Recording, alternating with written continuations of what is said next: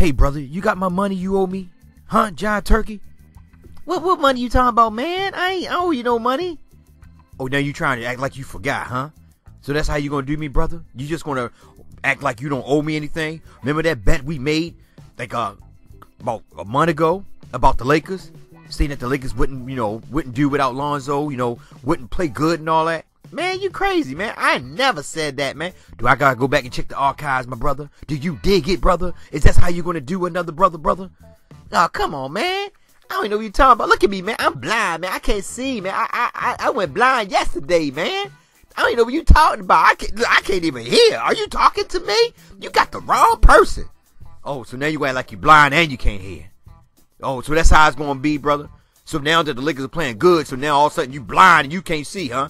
But I know you seen that game yesterday, didn't you? Oh, man. Nah, man. I was rubbing the TV to get the understanding from just by touching the screen and hoping that I could feel the essence of the ball. You know what? Brother? See, this is why I don't deal with brothers like you. You talk all this trash, you make a bet, and now that the team is playing good and all that, you disappear. That's how you always do. But as soon as they start doing bad, you pop up. I'm done with you. I don't mean no harm, man. No disrespect to you. I don't even know you. I can't even hear what you're saying. Are you talking to me? Listen, I hear some wind blowing by and some bad breath, but I don't think you're talking to me. I'm done with you.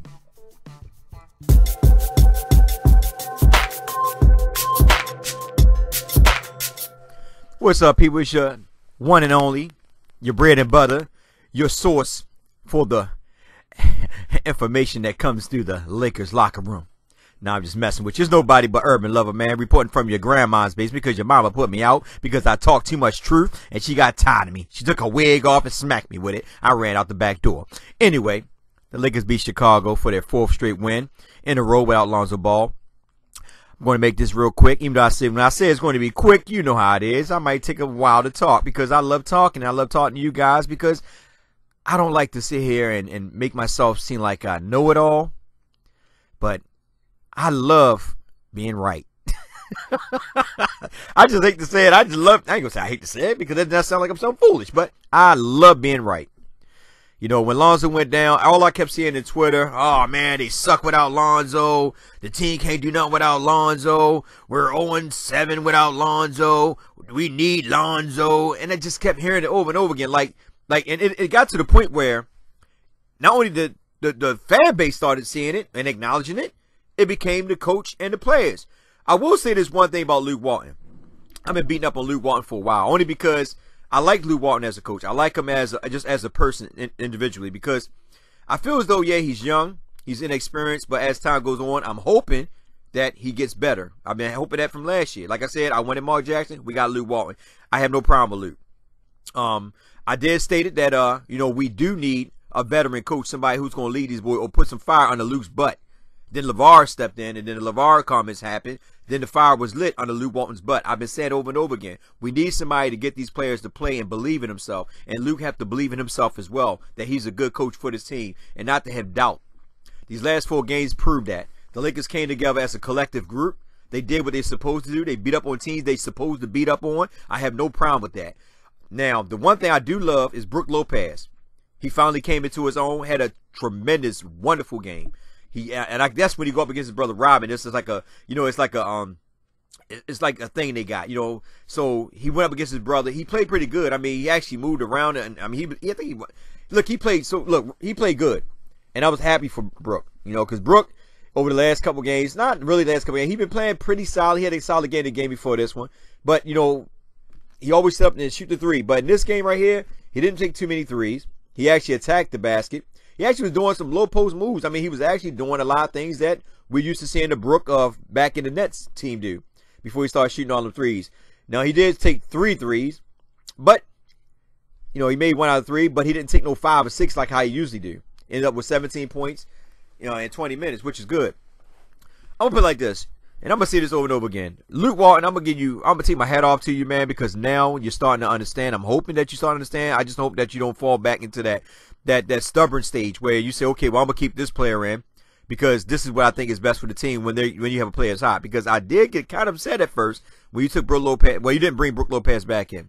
I was like, damn, because Larry Nance was getting killed by Portis. And I'm just gonna be honest with you, Larry Nance, it just wasn't his night tonight. He was getting killed by Portis. Portis was killing him inside. Not only that, he picked up like 2 stupid fouls. You know, like you could see when he was out of it. He didn't do anything. Larry Nance, that's not the Larry Nance that I know. You know, but you only get that once in a while. But he just didn't play with the energy that he usually played with. But Brook Lopez had a good game. Kudos to Brandon Ingram. Brandon Ingram finally starting to get back into his own again. You know, after having a couple games where he had like, I think, 3 or 4 games back-to-back 20-plus points games. You know, I guess he's starting to heal over the injury that he has. I still don't think he's 100%, but he looked good. He had 5 assists.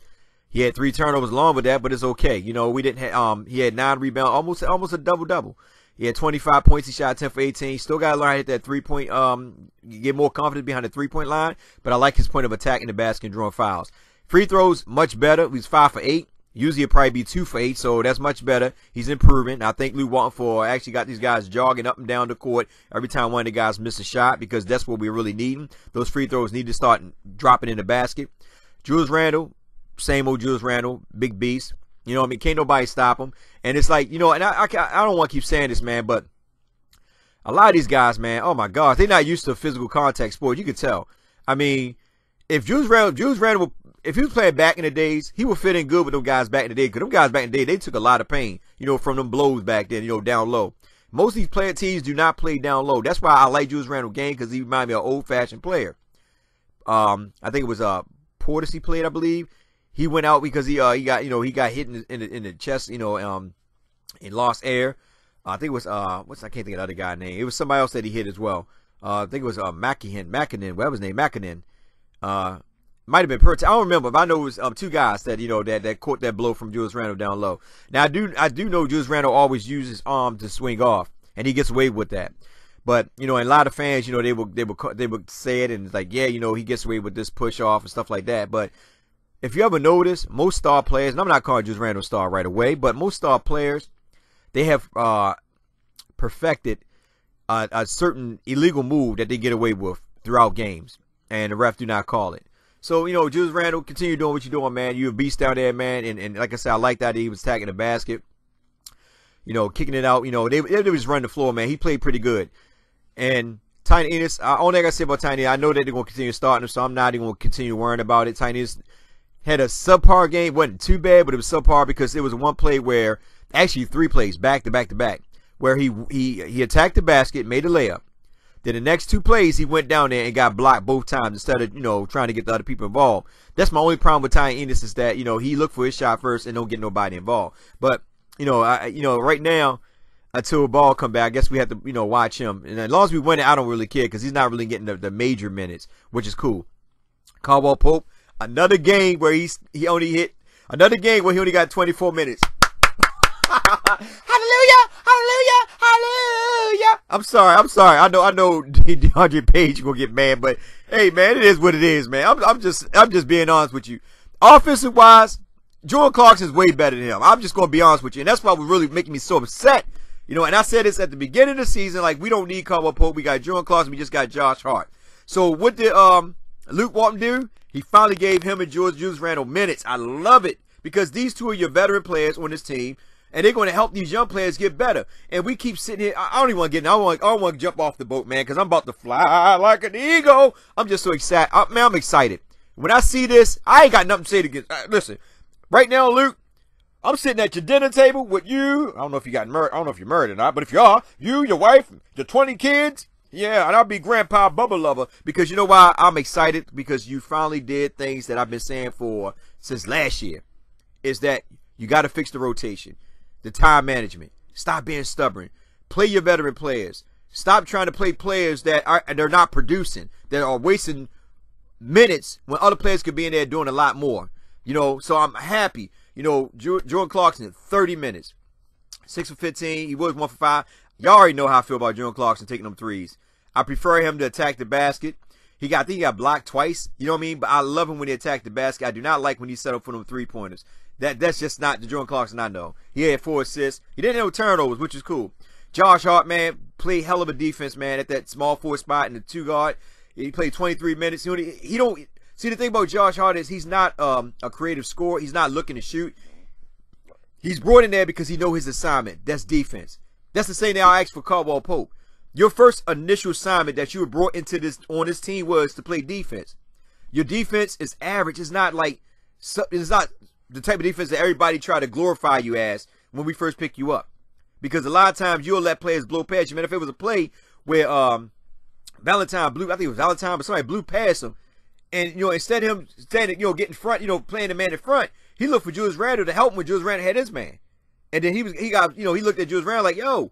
And then you heard the announcer said, he looking for Julius Randle to help out, but in reality, you should have stayed in front of your man, which he hadn't been doing since the beginning of the season. And I'm not knocking Caldwell Pope because I don't know what Luke Walton had told him to do. But at the end of the day, that's what he's brought here for, to help the team and the young players learn how to play defense. And I'm not saying he's a bad player. I wouldn't say that. It's just that sometimes it aggravates me when he go ISO. But he didn't take that many shots. He was 2 for 7, and he just was off. He did have some rebounds, which was cool. But he played 24 minutes. That's cool. You know what I mean? Because at the end of the day, you got to look at it like this. He's not going to be here at the end of the season. He's going to be looking for a bigger payout. So he's going to be gone. Same thing with Brook Lopez. So that's why I'm saying, like, people like Brook Lopez and Caldwell Pope, they should only be getting like 20, 24 minutes. Because they're not part of the future. Because Caldwell Pope definitely going to want some more money. He's going to want that 15, 19 million. And some teams are going to pay him that. We're not going to pay him that because we got other players that we need to either re-sign or hopefully go after free agents. And he's not on the radar. I mean, I guess it was to lure LeBron James. But that's another topic for a different day. Kuzma didn't really do too much. Hit a block. He didn't. Oh man, I will never be able to see Kuzma true game until I see him at small forward. But like I said, I ain't gonna keep beating it down. I just think that he should be backing up Brandon Ingram at that small forward spot until they go small ball. That's why I'll be having come in behind Brandon Ingram. That's just me. But he played 27 minutes, and Luke Walton, like him because, he gives him the green light, even though he don't run no plays for him.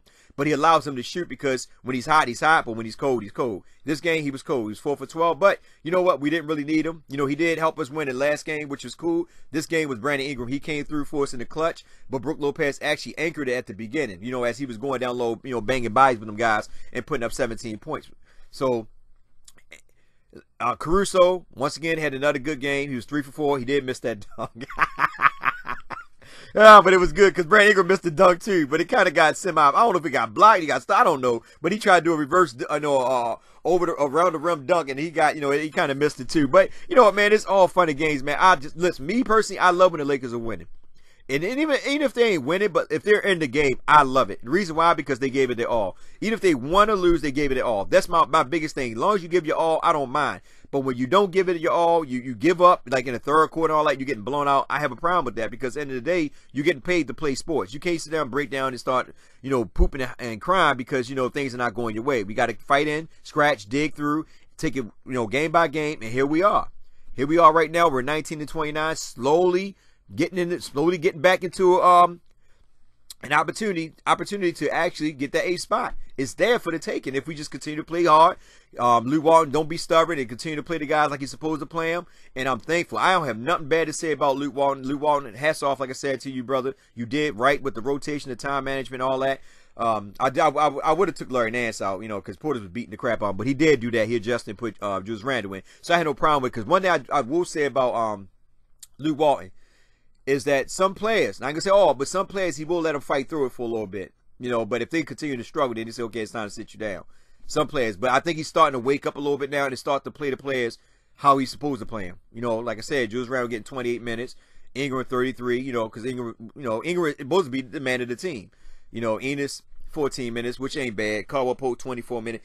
It's it's divided pretty good to me because Clarkson, Ingram, Randall, Kuzma, and Ball. These are the guys that supposed to get all the minutes. That's how I look at it. Everybody else is like bench players. Like they rotate within it. But those 5 guys I think are the people that should get all the minutes. Because why? You got a multiple situation with scores and a little bit defensive as well. With Larry Nance and them coming in, rotating with them, they decide to run a small ball. But they play good. I'm going to get to the stats real quick, man, and get out of here, man. I'm happy. I'm excited. You guys should be excited, man. We won 4 in a row. I just want to let people know, man, at the end of the day, man, we are a good team. Stop believing in that false narrative that we cannot play with Lonzo Ball, that we're not good, that we need a superstar.